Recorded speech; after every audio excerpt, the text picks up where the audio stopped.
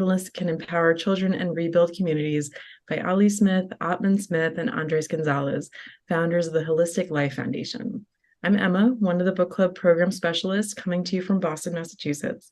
Let us know where you're from in the YouTube chat. And if you have trouble commenting, make sure that you are subscribed to the Trauma Research Foundation YouTube channel. So as you settle in, I'd like to tell you about the Trauma Research Foundation, outline a little of what you can expect today's. TRF is a 501c3 nonprofit dedicated to bring together a community of clinicians, researchers, and educators to support finding and implementing approaches to help heal those whose lives are affected by trauma. Our book club is currently in its second year, and it's been a wonderful experience so far. Our growing team has been continually learning how to create the best experience for both panelists and our streaming audience. In this series, we have two moderators to facilitate this discussion, Atra Tarfa and Dr. Keisha Sirbois. There's a lot of that goes on behind the scenes, and I want to take a moment to acknowledge that time, attention, and care. I'm excited to introduce the TRF team that makes this production possible. Pat, our media manager, Connor, our media specialist, myself, and my colleague and amazing partner in this program, Liz. Each of us are program specialists. Today's session is the second episode of our three-part series. Each week brings together a group of community panelists to discuss Let Your Light Shine.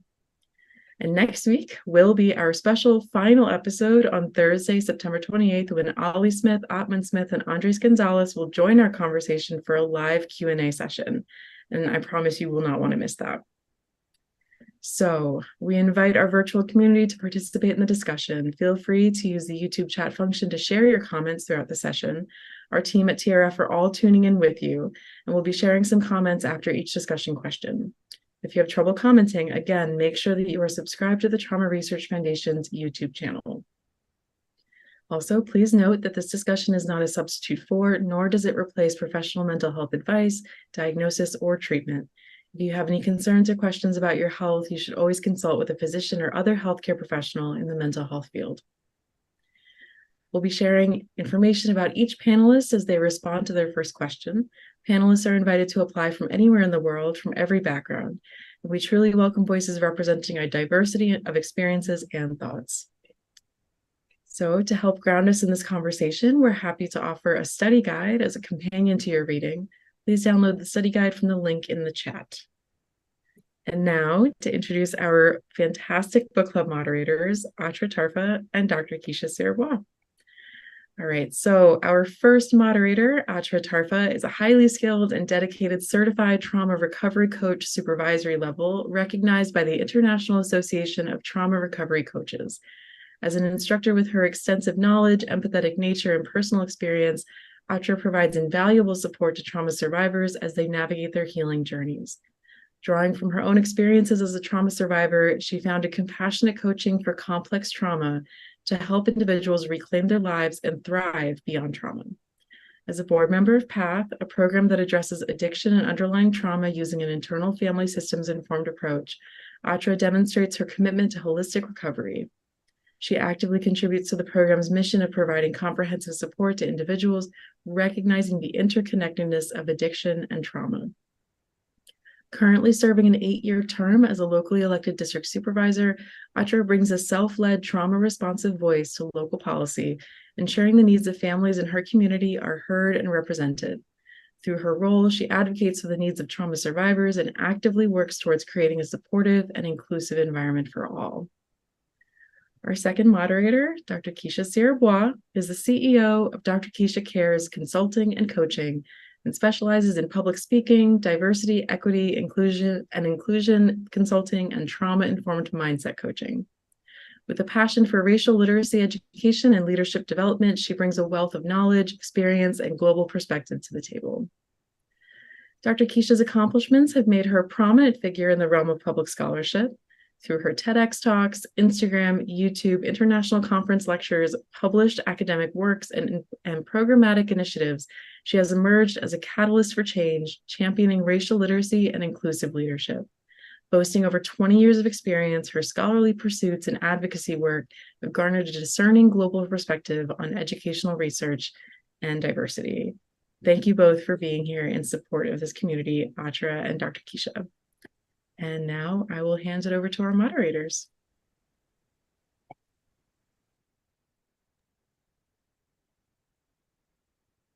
Okay. Hello. Just wanted to recognize that today is the International Day of Peace, and just to give honor to that today for all of us around the world that could use a little more peace in our lives. So just a moment for that.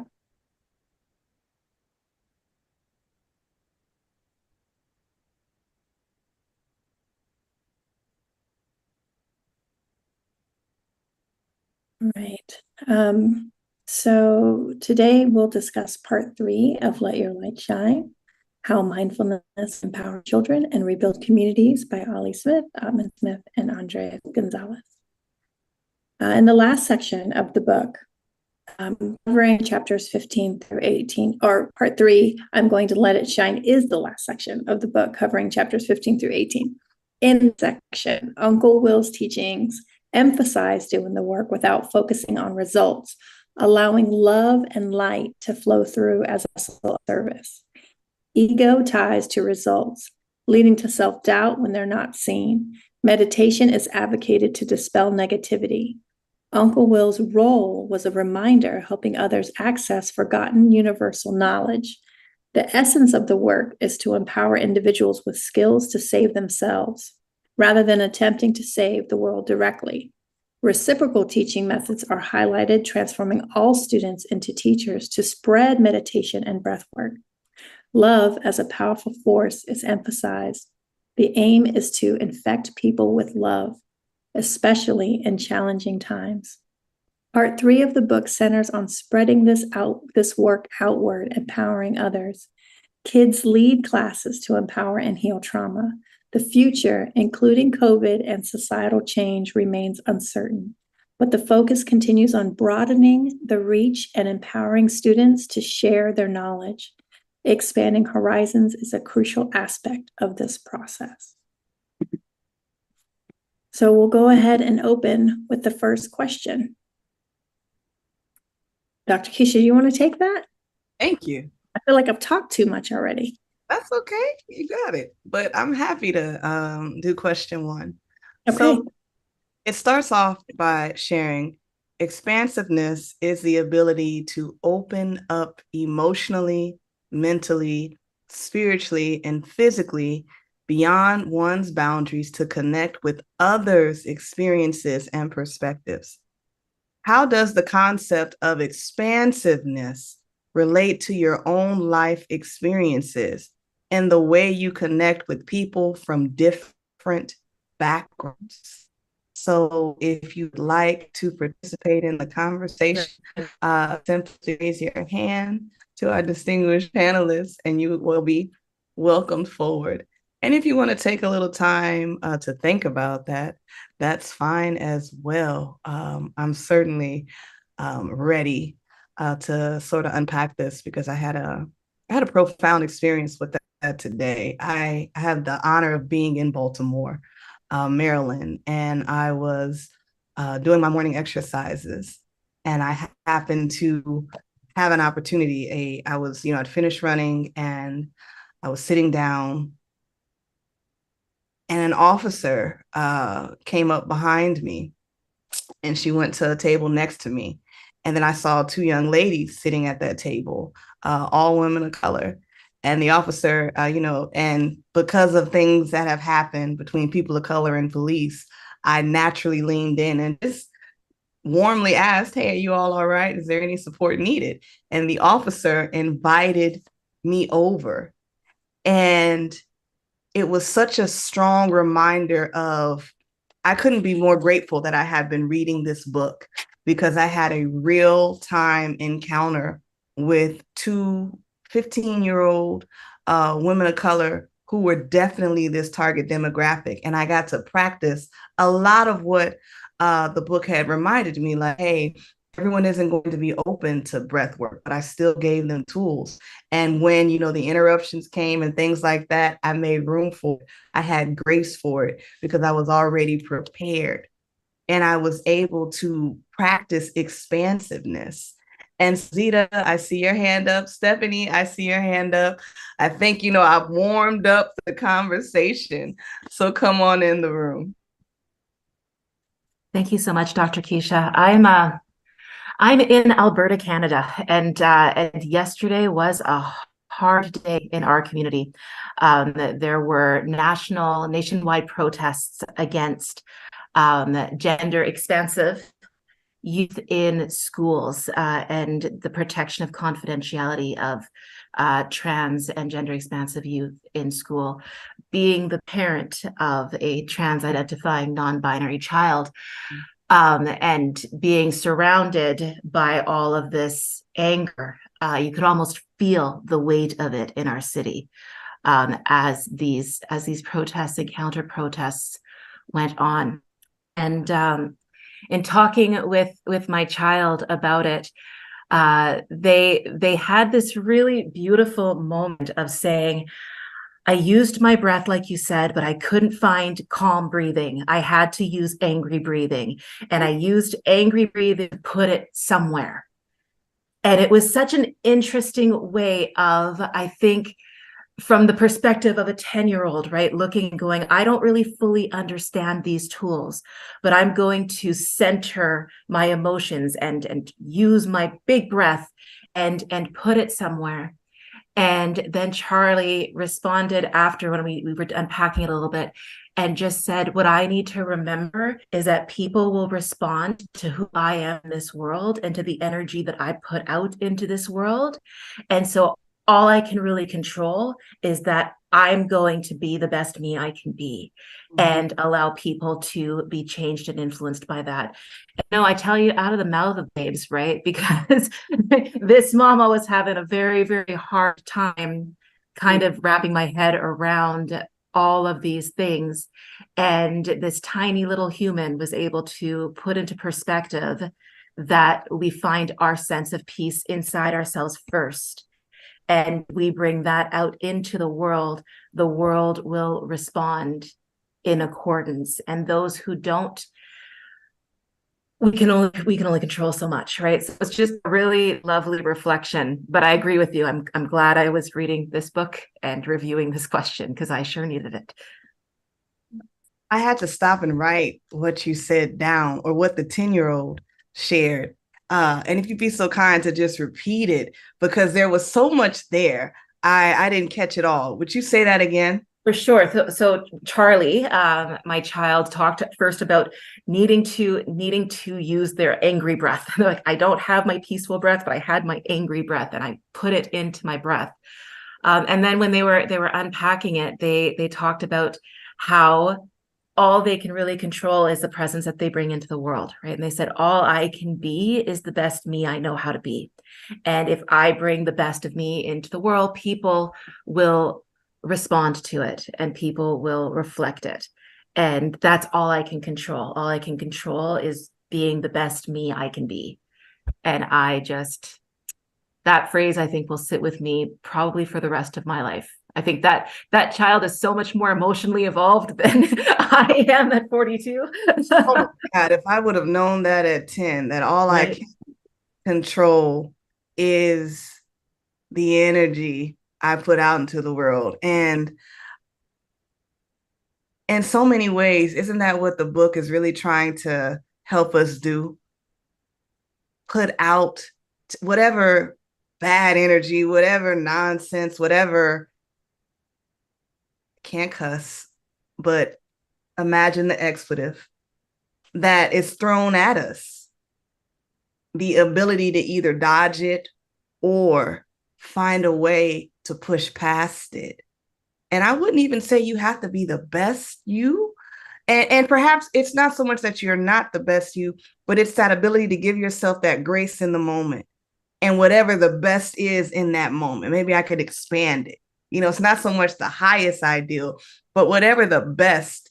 If angry breath is the best in the moment, then that's exactly what the moment calls for.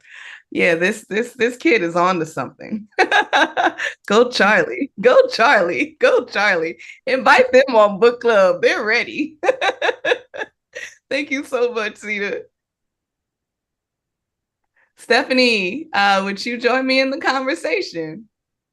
Sure. So actually, following that, I love where you guys left off there and the Go Charlie, because that's exactly kind of where my head went as well. And just kind of bringing it back to this, it all starts within us. And I really loved how the book illustrated that and really had that theme throughout, that it comes back to doing the work and bringing it back ourselves, and as we bring it back and do that work, that it really begins to expand outward. And so I really loved what Zita brought to the conversation there as well. So may I ask you, because in terms of starting with you and expanding outward, how has that played out in your own life to the extent that you're comfortable sharing it, right? Because we read words, yeah, we also live these words. Right. Doing that work and, a lot of parts work and just being able to tend to the earlier versions and our earlier selves and our own traumas. And as we heal and unburden, and it just creates this room for more space or more of that space for compassion and love to just radiate out. And as we feel that again within ourselves, again, I just feel like it really begins to expand outwards. And I know for me personally, if I am feeling a little bit more reactive or judgy or anything else of that sort, it usually just means I need to bring it back and do a little bit more work within myself. So I really loved that theme throughout the book. Stephanie, I'm so glad you brought up, being sensitive to the younger parts of ourselves. Like that has definitely been one of the gifts of really studying trauma. And my work with this foundation, like I'm now sensitive, and I make space and I give a lot of grace to the younger versions of me, and I listen to them now instead of brushing them aside. And that makes all the difference in the world. And that's where the tools in this book become so valuable, because someone said it last week, and Atra, if you remember, please let me know. But we talked about how, and this might have been at a conference because I've been in a lot of spaces, but they talked about how there is the moment of whatever happened, the cause and the effect. But between the cause and the effect is the ability to pause and reflect. And that's where this book, this discussion, and the importance of touching bases with the younger versions of you is so important. Because when you pause and reflect, you can find out whatever the cause was, who was that, and what part of me was impacted the most, right? So, yes, okay. Yeah, that's slowing it down. Yeah. All right.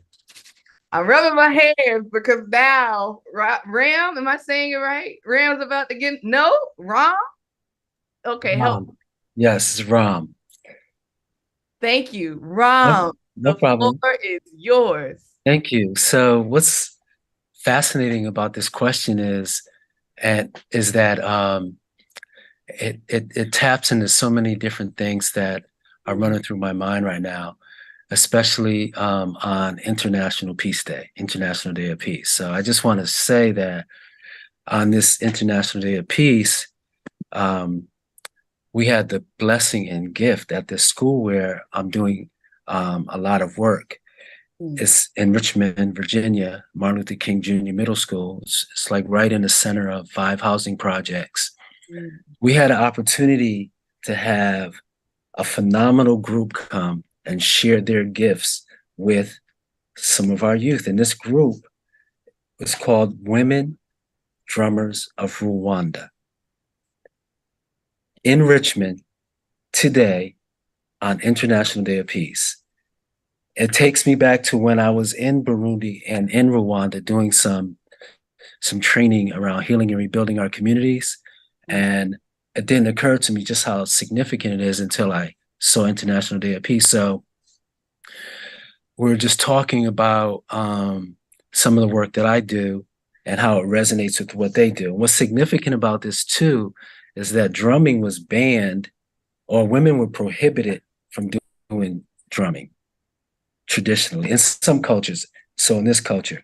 So the fact that this group was there to present to these 6th, 7th, and 8th graders and show them a connection and a vision outside of their 1 block radius, right? And to be able to see that, experience that, feel that, and for me personally, to be able to connect with this woman who started this group, like it was taboo for women to drum. And I'm a drummer, and I have a group called Drums No Guns Foundation, an organization, Drums No Guns Foundation. And it just reminds me of how, having survived my brother being killed by gun violence,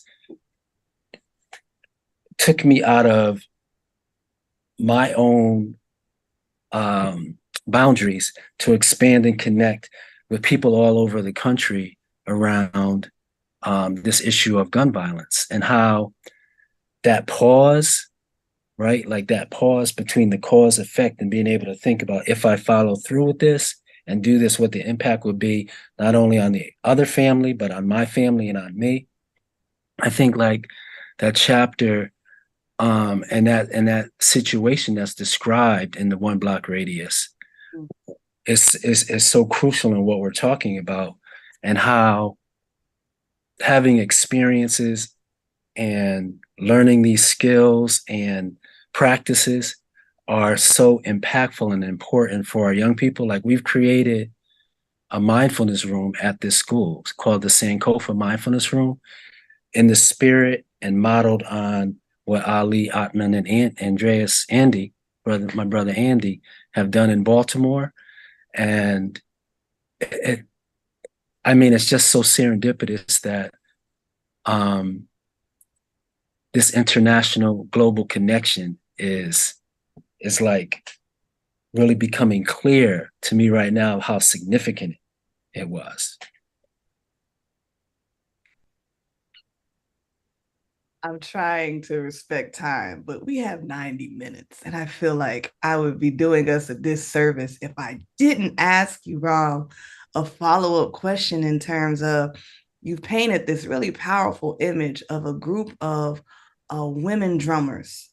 And these aren't just regular, ordinary, I decided I wanted to drum, but these are courageous women who said, I'm going to break cultural taboos, right? And the fact that you mentioned Rwanda, there's a deep cultural significance in that country alone. And so the ability to learn the skill and then publicly display the skill with a school that, as you mentioned, sits in the center of 5 housing projects.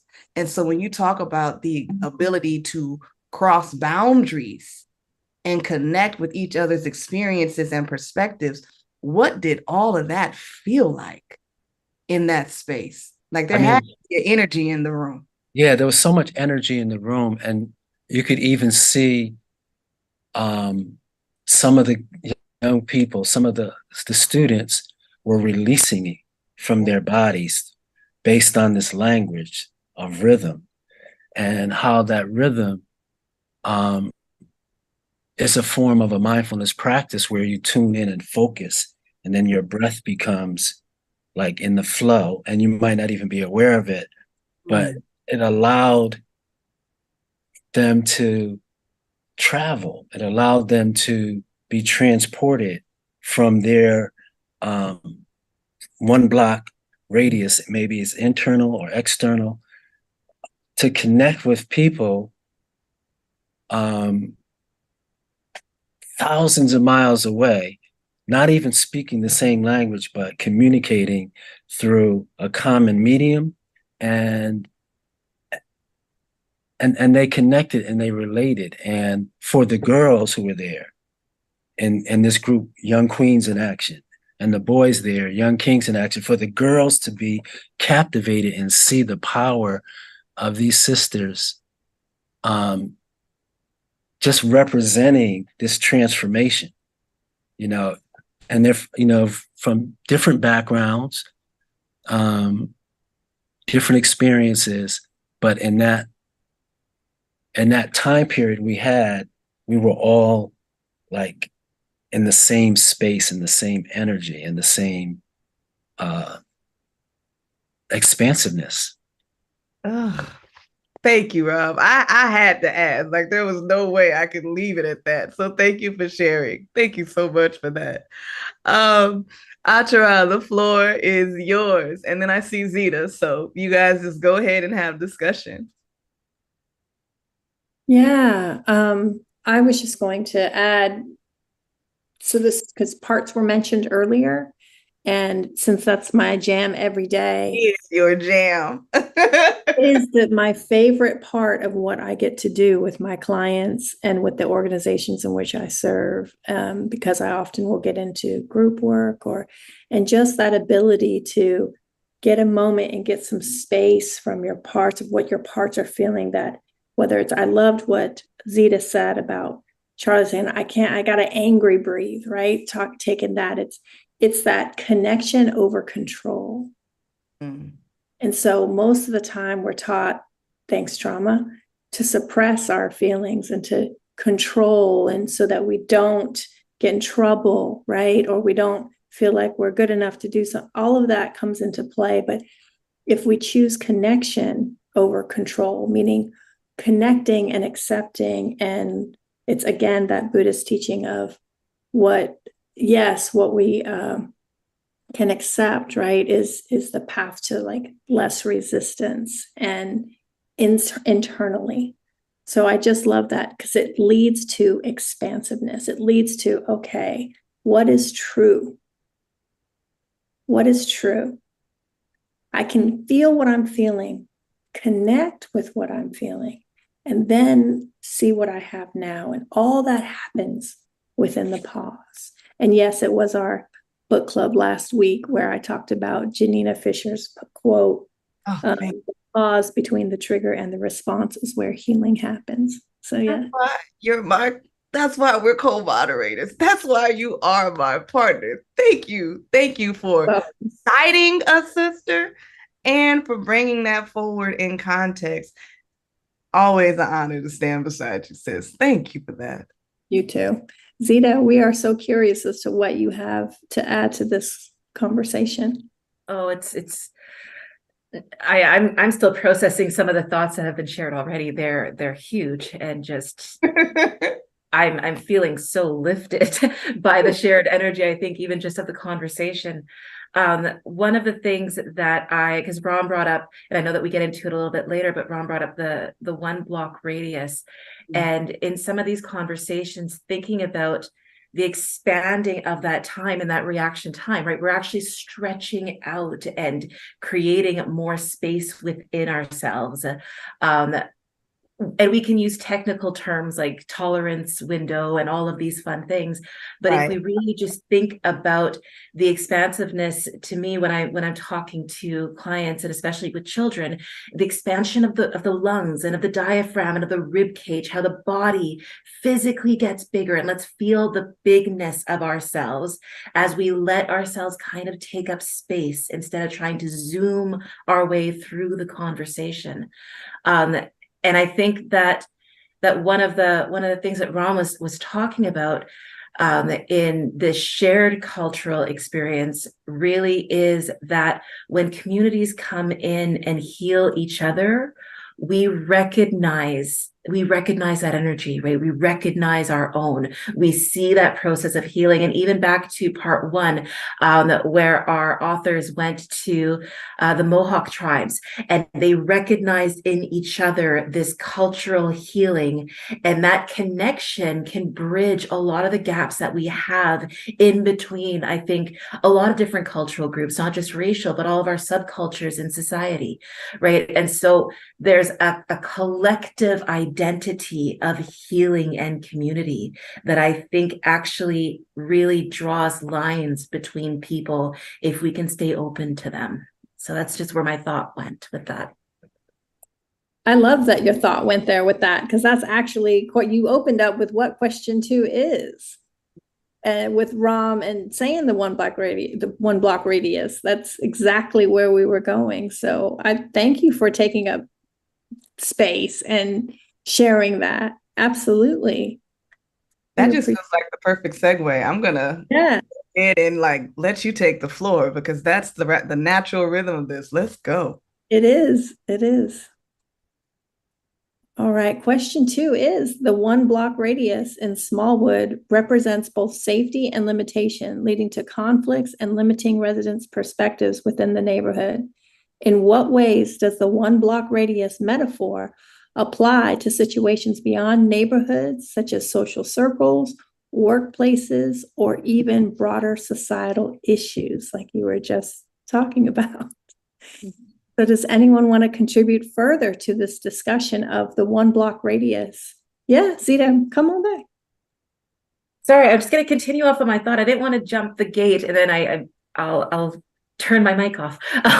But it's in my work, and I've had a chance to panel before, so I've interacted with you, but I focus a lot on play and the power of play, and play as connected, safe stress, right? And so one of the fitness play filled groups that we operate is called Fat, Fit, and Fearless.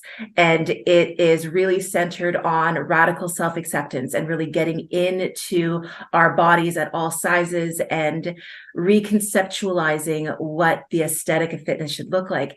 And in that group, I talk a lot with them about the zone of relative safety. And I say, like, when you live in a highly stigmatized body and you move through the world in a way where that stigma or prejudice is automatically applied and appears in so many different systems and structures, nothing is really safe, right? But we can create inside ourselves zones of relative safety where we're able to kind of say, I can establish in me a zone of relative safety by establishing my boundaries, by really defining what that feeling of safety looks like inside my body.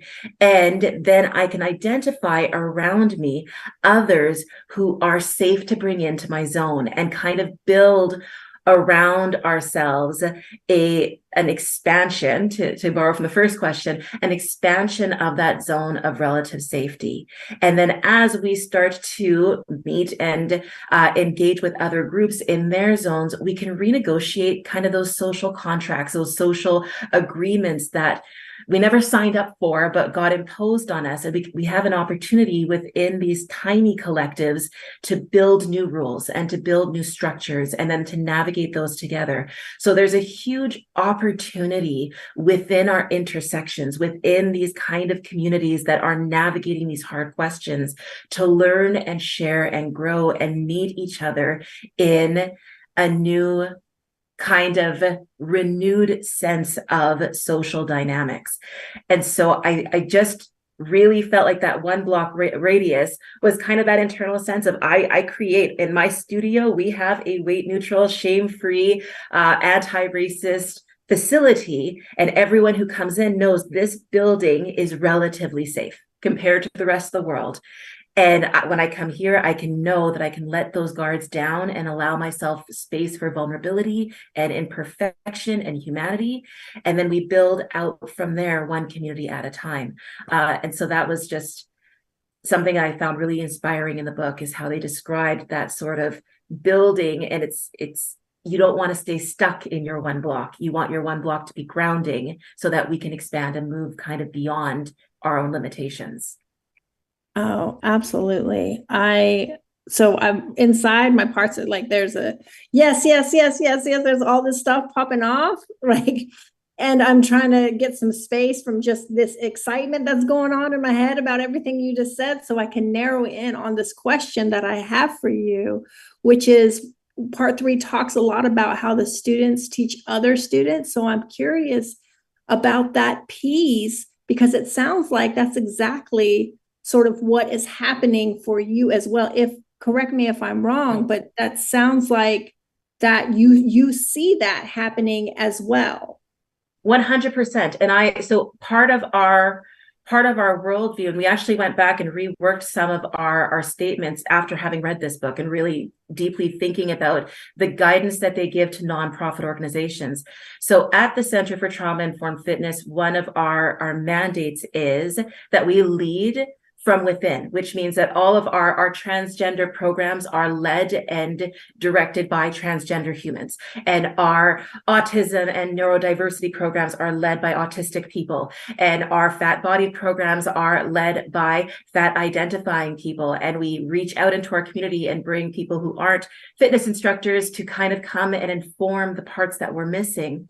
But a big part of it actually is the social learning that people engage in together, right? Where they deconstruct and they break this down and they go, I now have the space to allow myself the opportunity to ask questions, but also to share my experience, right? And to bring my wisdom, and you watch me. And if you think about self-efficacy, if you think about that internal sense of belief, it's not only our own competence, it's not only our own direct experiences. We learn vicariously, we learn observationally from how people around us are engaging. And so I think that that's where community is student, teacher, master, and simultaneously still incompetent in our own ways, right? Still kind of engaging and learning and constantly renegotiating. But the social dynamic of group learning is inherently powerful in its vulnerability. I don't know if that makes sense, but in vulnerability, we find collective empowerment. Absolutely. Yeah, I couldn't have said that better. Yeah, absolutely. Stephanie, I saw your hand, but did you put it down? Oh, okay.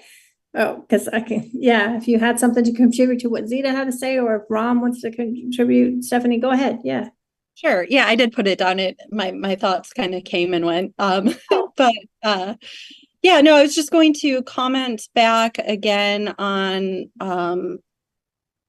again this piece where it comes back to ourselves and establishing, as Zita was saying, that establishing that sense of safety within, and that balance between community and our relationships within ourselves. And as we increase that access to our authentic selves, that it then allows that curiosity and that compassion and allows us to connect in new ways with others as well. So I was just going to kind of piggyback off from what she was saying there. Yeah, what I'm hearing you say is the more we accept ourselves, the more we're able to accept others. And so, yeah. The more that we feel that inner peace and that safety within, we can begin to kind of expand out, or again, even along with that in that process. Yeah, I'm hearing at least it lends to opportunity to expand, sort of that. Yeah. Thank you. So kind of tying back to that first question as well, but they kind of work together. Absolutely. Thank you so much, Stephanie, for that contribution. Ram, I see your hand. Oh, I think you're on mute, my friend. No problem. Yeah, I am resonating with what Zita said about the vulnerability being sort of a portal to connecting on a larger level. And it kind of reminds me of like the situation where, like in Baltimore, we find in our communities here in Richmond where there's this kind of wall that's built up around our young people, personal walls, for the sake of safety and protecting themselves from threat and perceived threat in the environment, and how when they have opportunities to be in a space where they feel seen, that it breaks down some of those barriers, like the Young Kings in Action, young boys who are in our program here at MLK. did some focus groups. Well, actually, they were more like community healing circles last year. And they were able to open up and talk about what it's like to live in a environment where at any given time, gunshots ring out. They might have to like hit the floor, protect their younger siblings, and just to be able to express that, right? I think it really helped them to bond with each other across neighborhoods, across communities, because they come from different rival neighborhoods. So when they're in this sacred, safe space that we're creating here, it allows them to move beyond limiting perspectives to more expansiveness, right? And then beyond that, when organizations that want to come in and help and work with us bring their authentic selves, then it helps them also to like be part of this process and this movement that's happening in Richmond. I'm sure it's happening around the country, where we see folks who've been exposed to traumatic situations around gun violence, creating sacred safe spaces through urban gardening and orchards, and like changing the infrastructure, the green space within the environment, and starting to work with organizations that they may have had conflicts with, and then I think maybe on a broader level, especially around this issue of gun violence as a national crisis, a public health issue, folks who are in different lived experiences or different economic situations are starting to see how this traumatic, like, traumagenic event or traumagenic occurrence in our culture and our society is breaking down walls and bringing people together, because we have a shared experience that allows us to see our humanity. Yeah, I'm reminded, I was looking up what you just said, Ram, about I sort of transported myself, because I remember when I was living in Los Angeles and there was gun violence all around me in a specific area of LA where I lived. And when you said that, I immediately heard the gunshot in my ears. Like I could hear it. That sound can stay with us.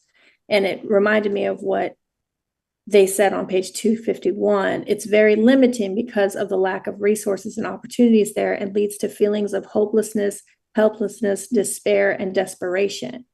And what I heard you say was just naming, hey, I heard this, I felt this way, this is affecting me like this.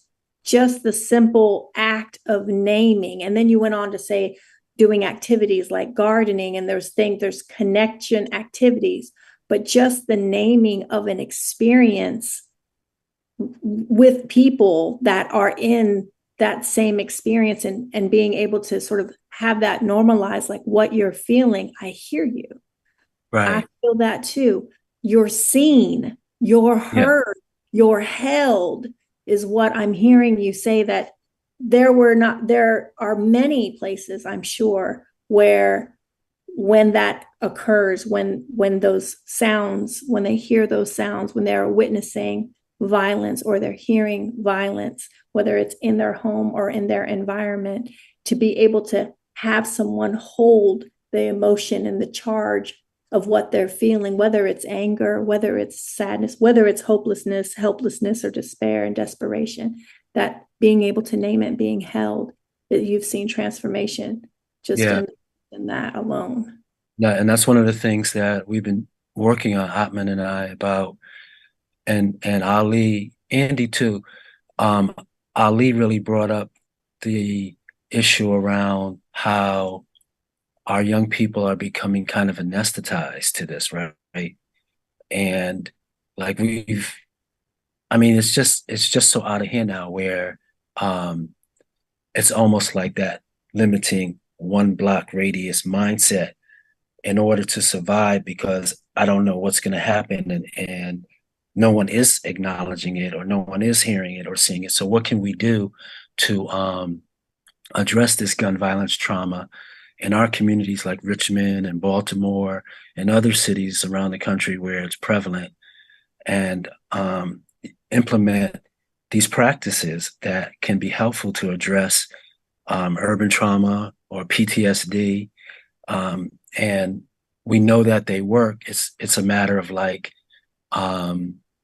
starting to really generate and get the support in order to expand this work into that sphere too, into that space around how mindfulness and breath work and yoga can help young people who are dealing with PTSD, because they live in what's been compared to a war zone.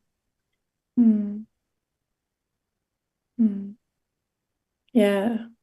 And for them, it is a war zone. Yeah.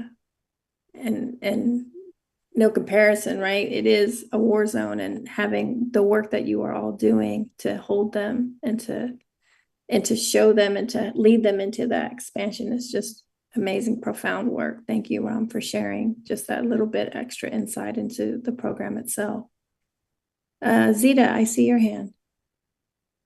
Thank you, Ram. Yeah, what a powerful change you're making in the world. The notion of the anesthetized, kind of building that internal resistance to trauma. And I think also just considering that in some of these contexts, there's never not been trauma, right? Like it's literally all that the body has ever known. And so sometimes we actually have to de-escalate the body. I'm reminded of the story where the authors discussed someone having a really hard time and really reinforcing it might be like 1 or 2 minutes at a time, right? The body needs to be acclimated to a new internal ecosystem where calm is safe and where we can actually lean into that feeling without the anticipation of something terrible happening, right?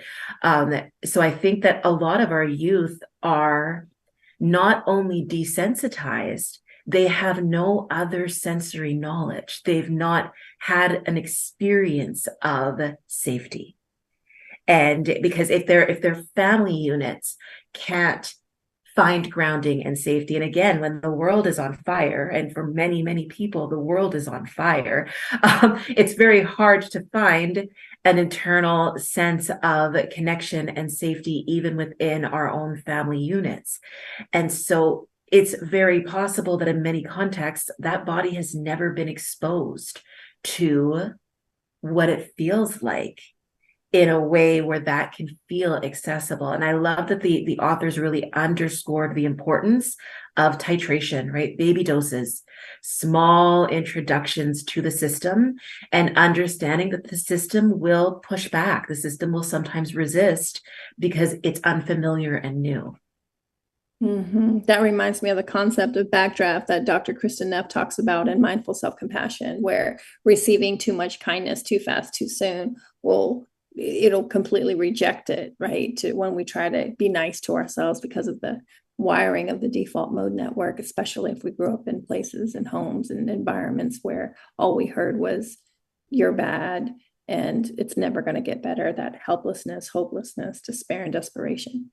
And so I really appreciate what you were just saying about how the body may not even recognize that there are other avenues. That expansiveness happens because they're given an opportunity to be held in safe spaces with whatever emotion, big feelings, as my 5-year-old and us, we say, being able to have that held. And I was just recently, you reminded me what the two of you just said. I was just recently with a teacher just yesterday at the school, and she was really upset. There's a very sort of serious situation going on, and she was just crying. And she was crying and crying and looking at me and crying. And I just held it. I just looked at her back, and I let her emotions be held, take place, No one told her to stop. No one told her to calm down. No one to, I made sure that she knew. And then when she was done, I calmly responded to her and I said, you're heard. And she like looked at me, the way she was looking at me was like, I don't know what to do right now. I've never had somebody just let me release like that at work and know and not be concerned or worried or have fear. And if we're having teachers experience that, you know, of course, our students and our youth are experiencing that. Of course, they're needing spaces where they can be held so that they can lead that leads them into expansion. We can go into question 3 because question 3 is about school curriculum and how we can bring mindfulness in. Before I do that, I want to say that Denise, she from the YouTube said, the areas I see this, the political wars we are currently in that affects people, libraries, schools, and the environment. Another is that working in prisons is that correctional officers cut themselves off from people they work with, including those that are supposed to work with them. And lastly, growing up in the projects in Boston, finding people that almost never left the neighborhood except to engage in gang activity with other neighborhoods. Thank you, Denise, for your contribution in YouTube. I keep those comments coming. Dr. Keisha, we'll pass question 3 over to you so that I know you have a lot of experience in the education system. Take that away. Thank you. Yeah. In the book, the Holistic Life Foundation founders stress the importance of integrating mindfulness into school curricula. Can you envision a specific, I'm pausing because Ram, I am like telepathically looking at you right now. Envision a specific mindfulness program or activity that could be implemented in a local school to empower children and foster a sense of interconnectedness. How might this benefit both students and the broader community?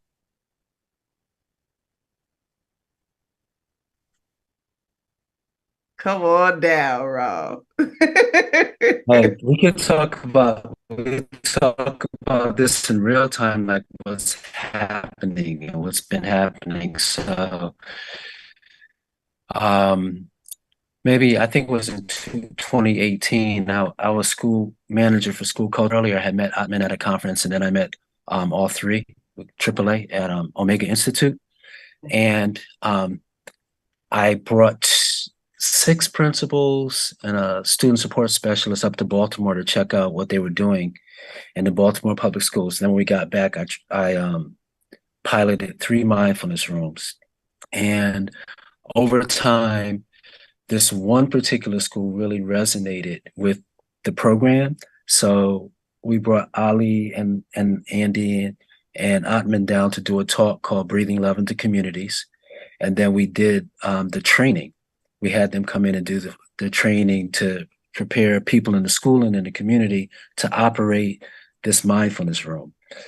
And we were all set to go. We had got some funding from the school board to have mindfulness instructors in the room and everything. Then everything got shut down through COVID, and we weren't able to do it in person or virtually. Then once schools opened up virtually, we started working this program at MLK. The highlight, though, was when we came back in person and we got it fully staffed. And just the energy behind the young people and the teachers connecting with the person we had in there as the mindfulness director, and just walking in the space that we created. It was like my determination to have like this, I call it like this world-class mindfulness room, this oasis right here in the hood. So that's what we created. And the energy and the support that we got from staff, from community stakeholders. Unfortunately, the school division wasn't as supportive as it could have been, but mainly because they didn't have the funding to provide this to every single school in the division.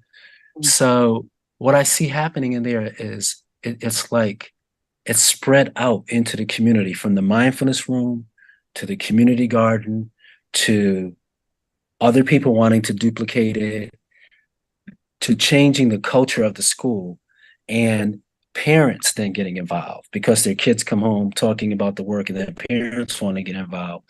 So the last part of it too is then, as we talk about this expansion through the Clinton Global Initiative to take the Mindful Moment program to 6 cities across the country, we identified another school in Richmond that feeds right into this middle school. It's an elementary school.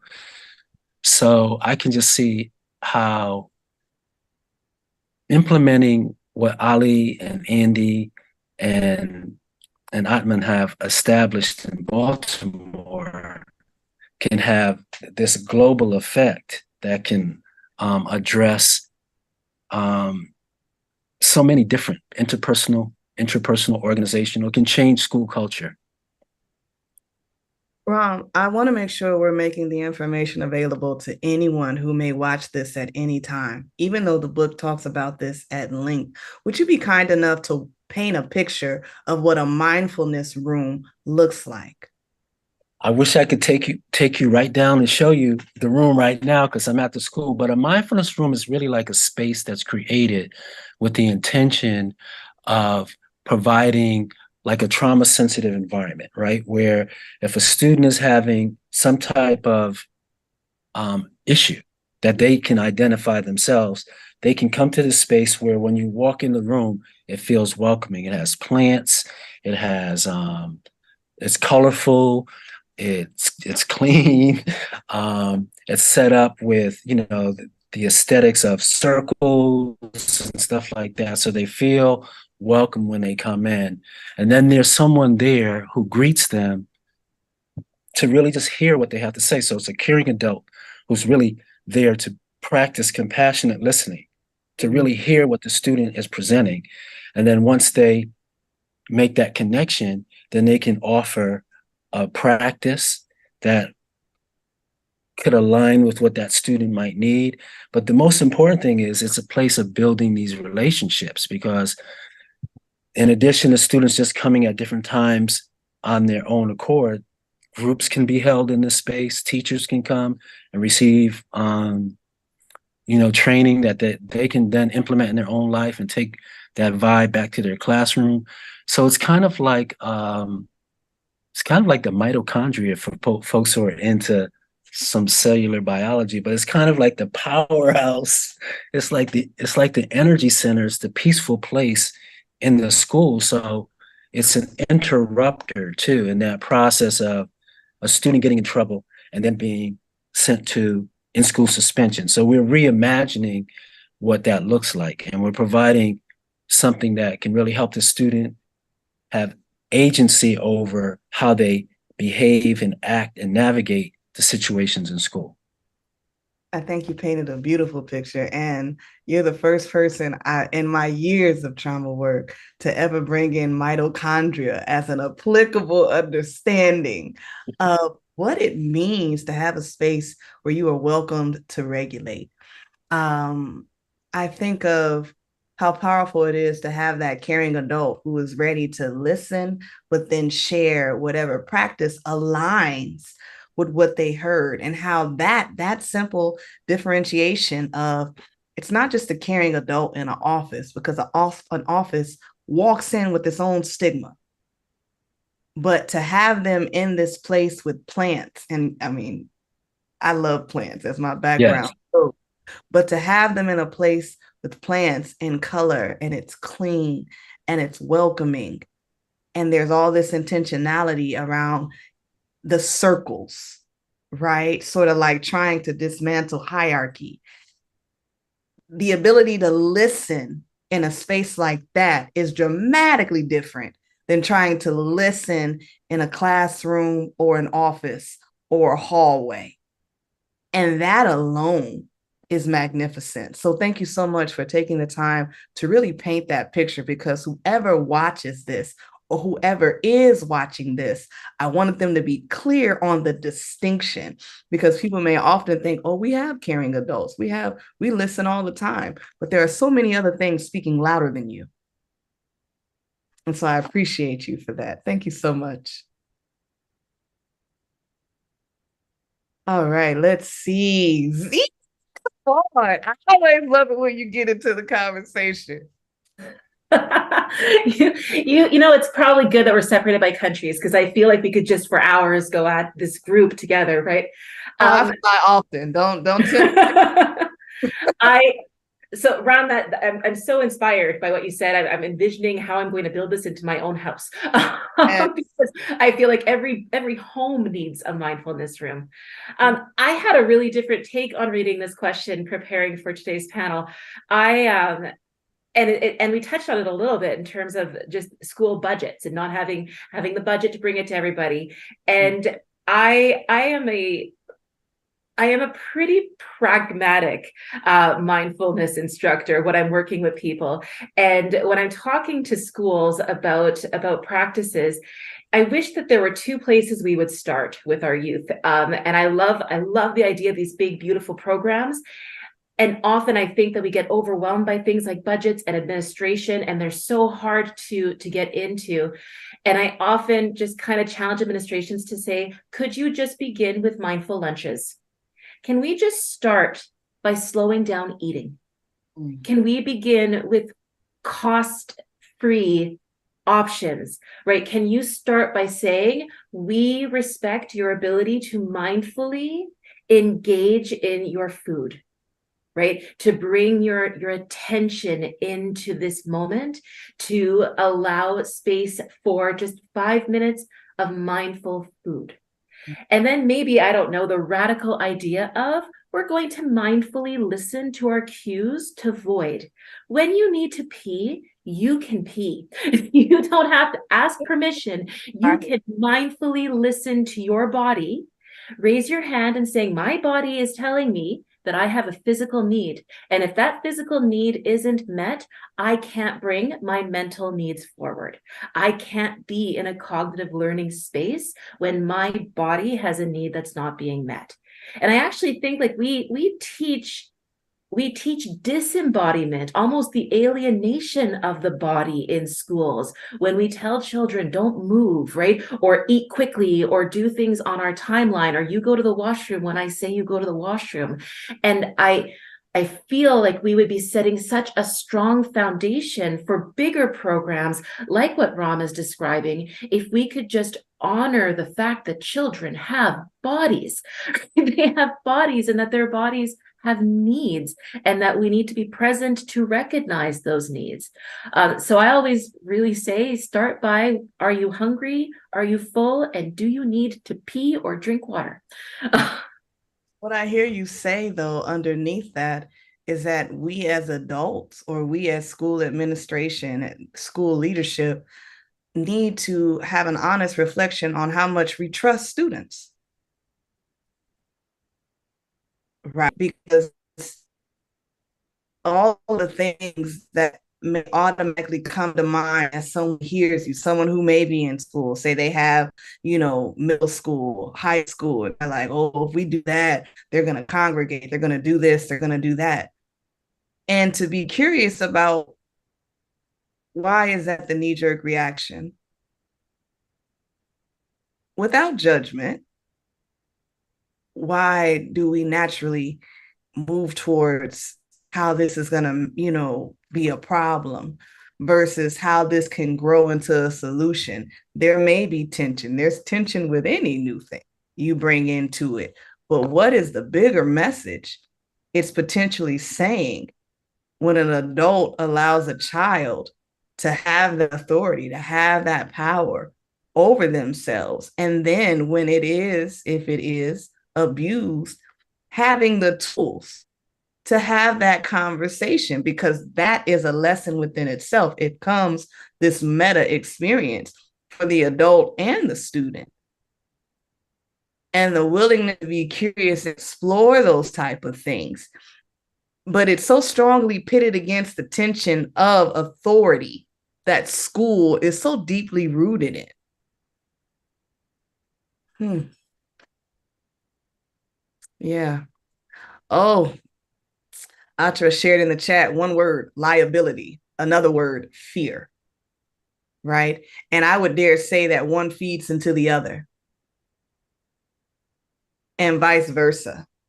Right. So let's see. I know there are other hands. Oh, well, come on. Oh, I was just, okay, come on, Atra. because I was just in this conversation yesterday at a school. This is so timely, and then watch that process unfold even further today on International Peace Day, and they celebrated the International Peace Day. And yet at the same time, I'm watching this lip service over here, yet this CYA over here, and it's like, are we really being honest with ourselves? And how much we trust, how much do we really want to have that level of connectedness? How much do we really want to empower these youth? Do we really trust these children, this youth, to feel empowered? Why are we so scared, right? We're so scared. I feel educational institutions are very much are operating out of a fear mindset today.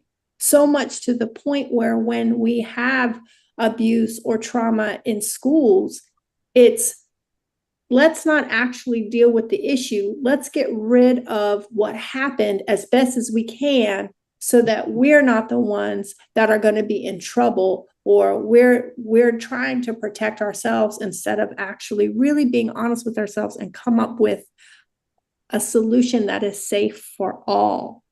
It seems like it's only safe for me. That 1 block radius metaphor, I feel, applies to the educational institution, meaning that's them having their own 1 block radius and not taking the steps to be honest with themselves so they can step into expansion to provide the support for the youth.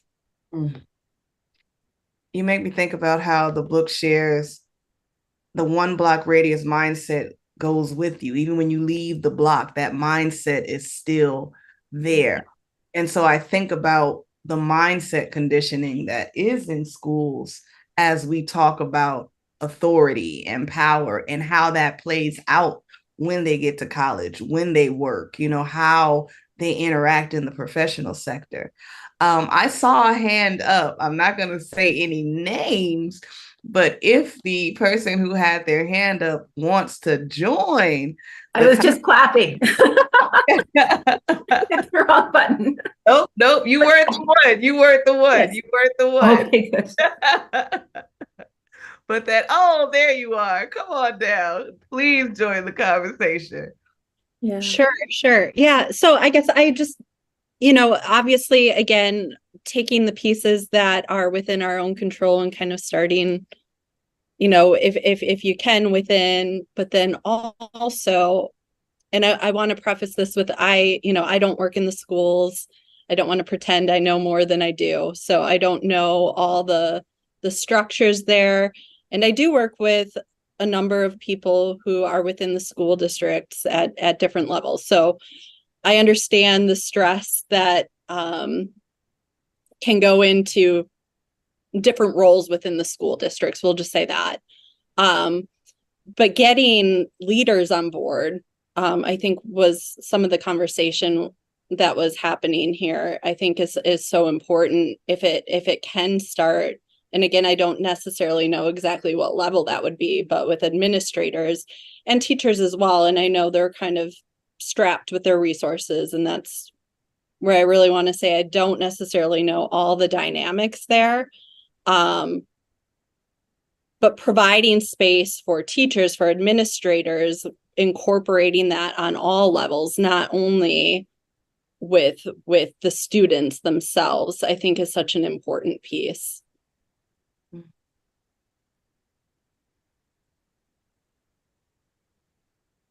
Just letting that breathe. I'm just letting the truth of that breathe. Zita shared in the comments, and I think it's relevant. We are so afraid of the power of children. Children are so embodied, so deeply self-aware that it is very threatening to a system that relies on oppression. That Right? part. That's what we're talking about. Where does this need for authority come from?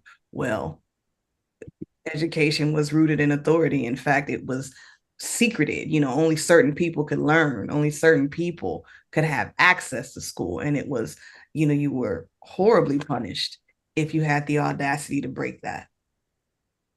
Schools are so filled with wonderful people wanting so hard to make change, but so captive in their systems. And we are seeing so much of that happen in real time as books are being pulled from school libraries and now public libraries. And it's not even a large movement, it's specific targeted people who are filing the complaints and getting, these drastic, wide-reaching results. So as we talk about authority and the need to control, how we're seeing that really play out right now. And so I just wanted to add that to the dialogue as we think about all of these things and buffers and walls that are being put in place or already deeply entrenched that are oppressive to children, but also trying to prevent them from ever really understanding who they are or giving them full knowledge of the world in which they reside.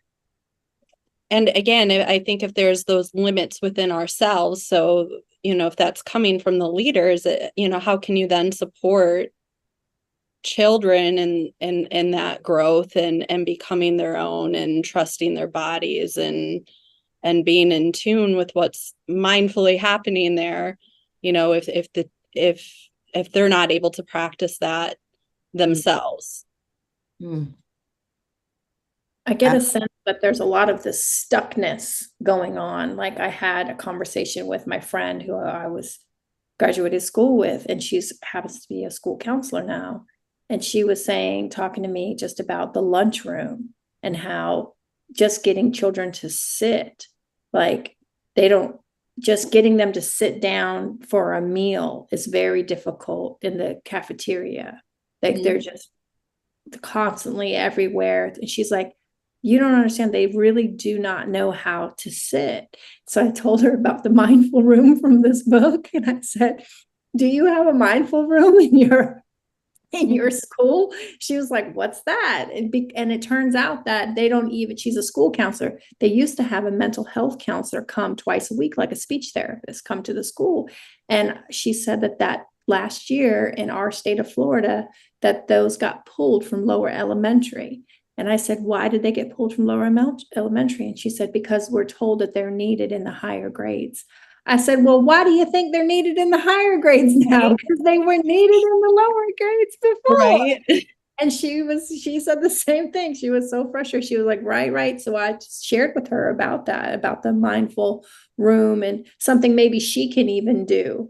Because it reminded me of I was talking with a former panelist earlier about how in the book they talked about that the introduction of these rooms decreased. They saw suspensions decrease because of the fact that people were able to respond. They were able to have a place and take that pause and be okay.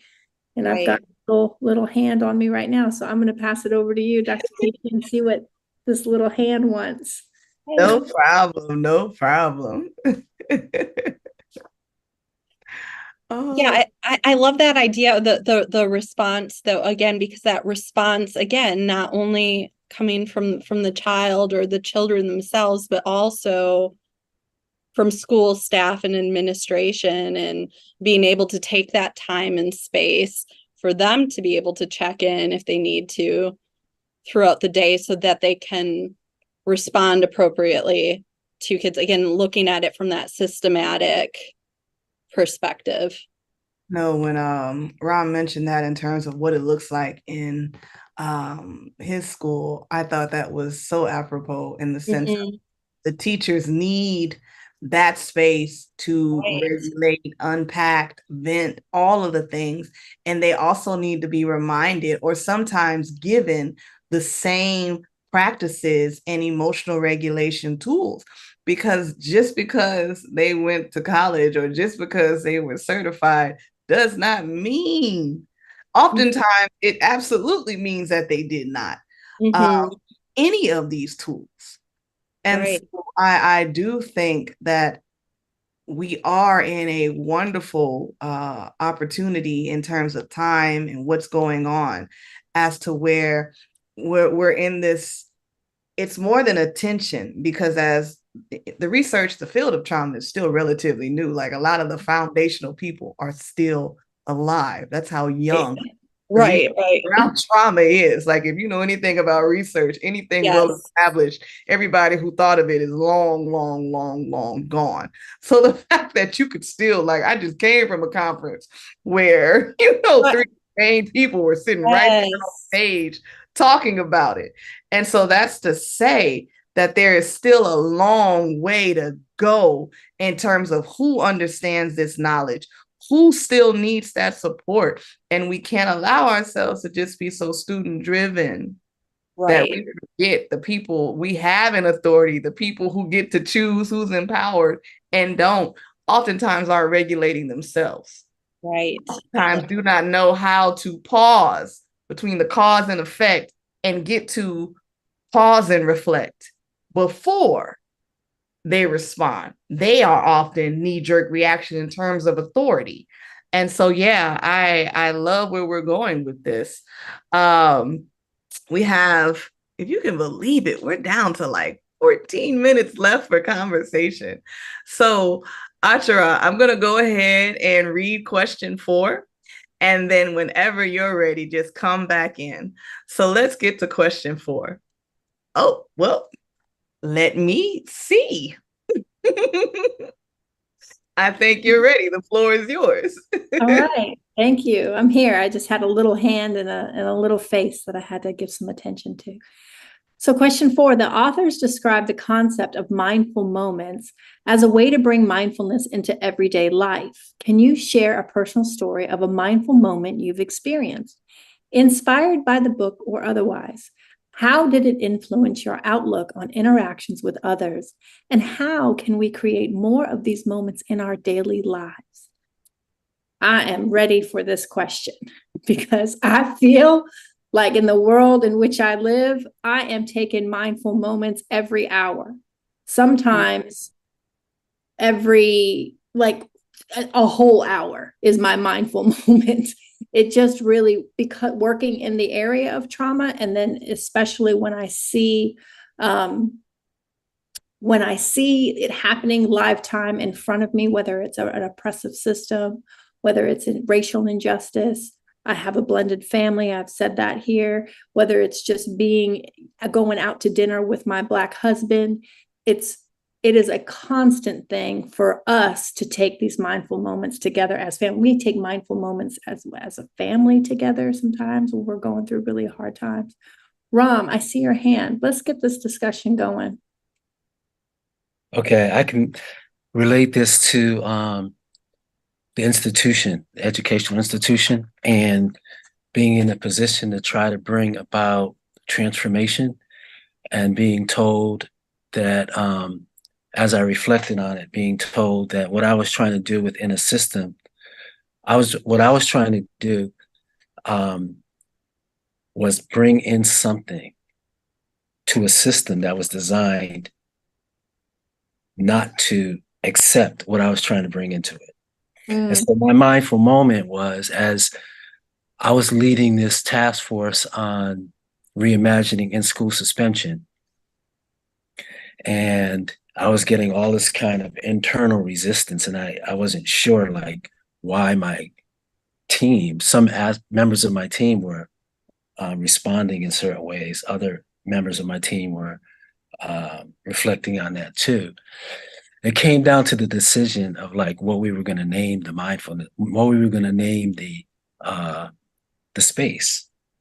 And so I came up with a name that reflected, like, this African principle, this African-centered principle of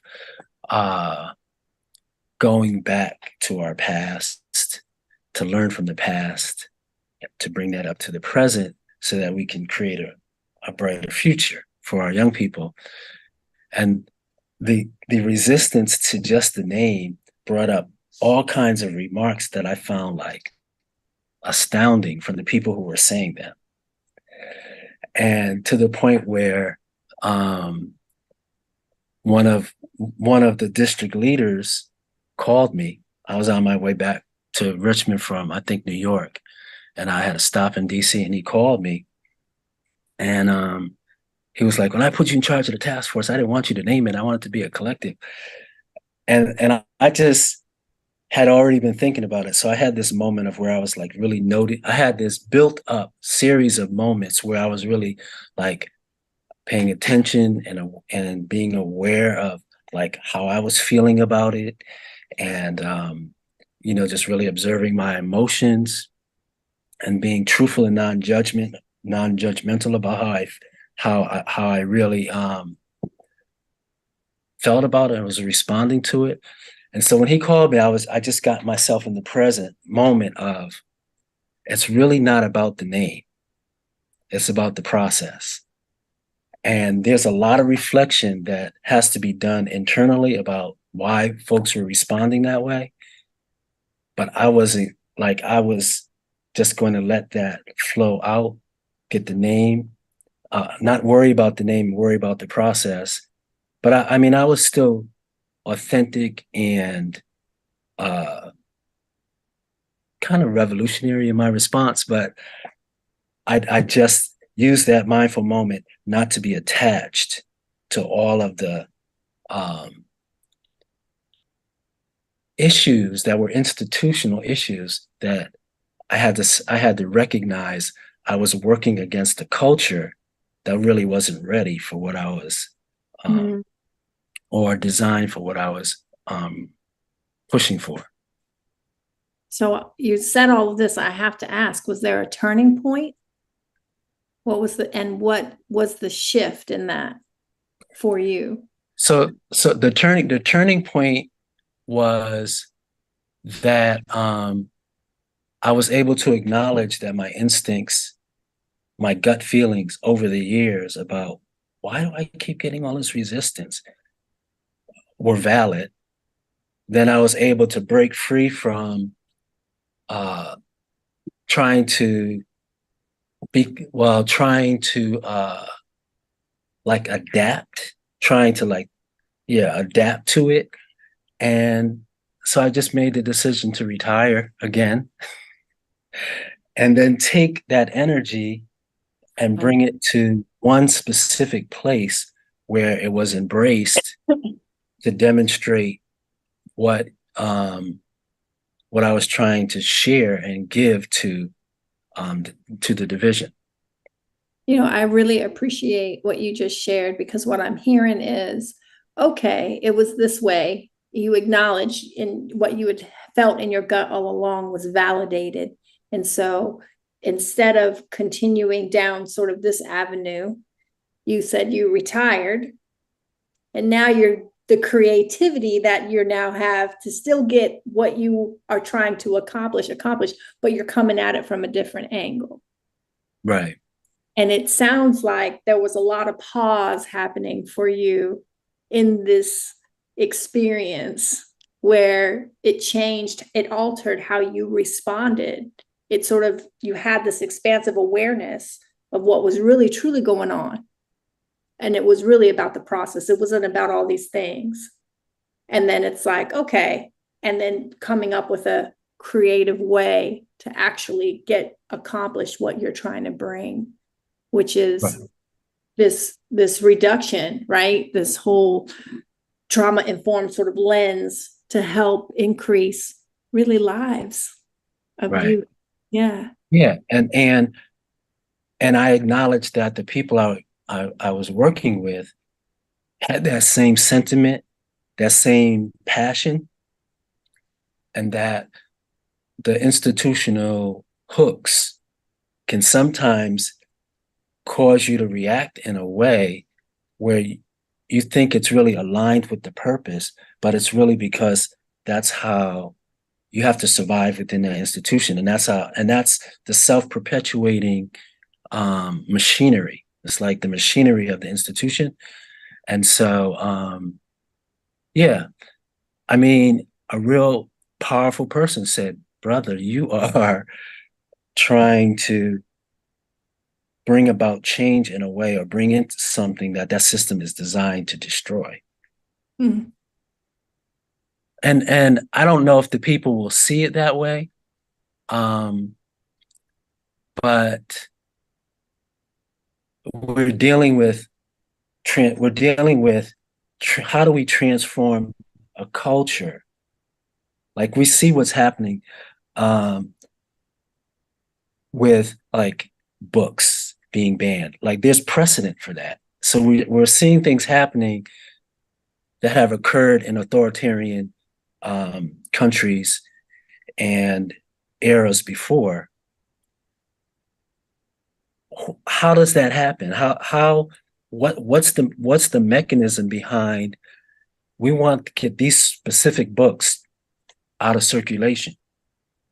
And then where's the resistance to that? So that's the kind of energy that's inherent. That's the kind of mindset that's inherent in the system.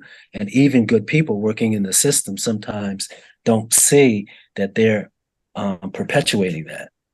Mm-hmm. I see that a lot. It was all over the news here in Florida, and people were speaking to the librarians who had to pull these books off these shelves. They didn't want to do that, but if they didn't, they lost their job. Yeah. And so And that should be of concern, because there's a certain agenda that's pushing that. There's a certain agenda that's pushing that under the guise of things like discomfort and misusing Martin Luther King's quotes. And yeah, it's something that at some point is going to really, like when you step on the lion's tail, it's going to rile up the feeling of true democracy and freedom, and just getting to the point where it's like we can't allow any more to happen without counteracting that force. Yes. Yes. And what a pleasure it is to speak to you and to read this book and to be part of that energy that is in the flow of counteracting that. Thank you so much, Ram, for your contribution today. Zita, we see your hand.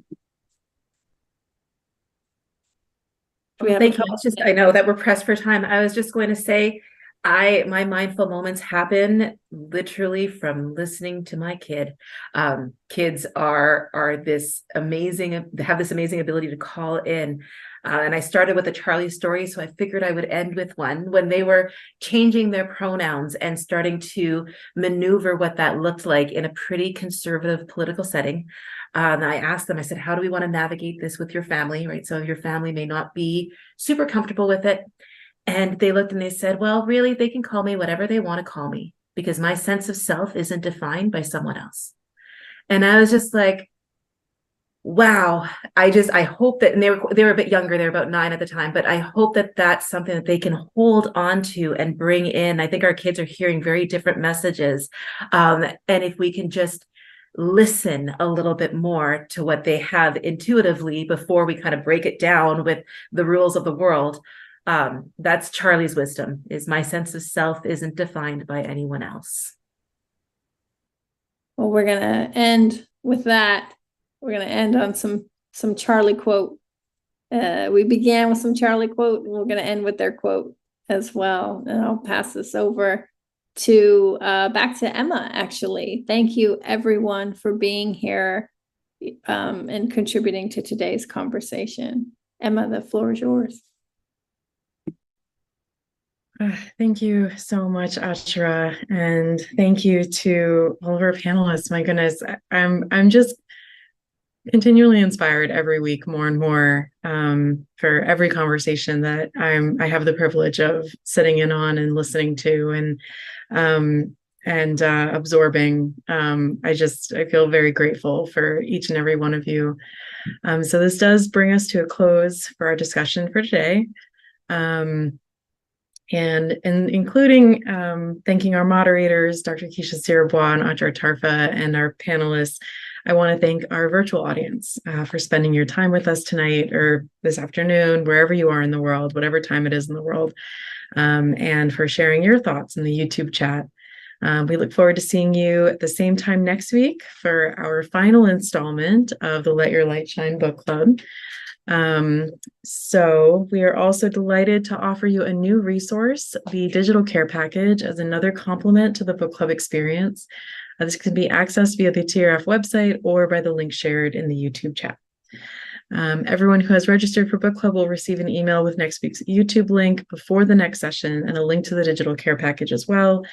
And again, you can also find that information when you log into your TRF members account. So, we'd love to hear about your experience, and feel free to reach out and share any feedback you have with us by emailing us at programs@traumaresearchfoundation.org. And again, we look forward to having you participate in the discussion with our authors of Let Your Light Shine, Ali Smith, Atman Smith, and Andres Gonzalez, or as Ram put it, AAA. I love that. And thank you for your time. And it's been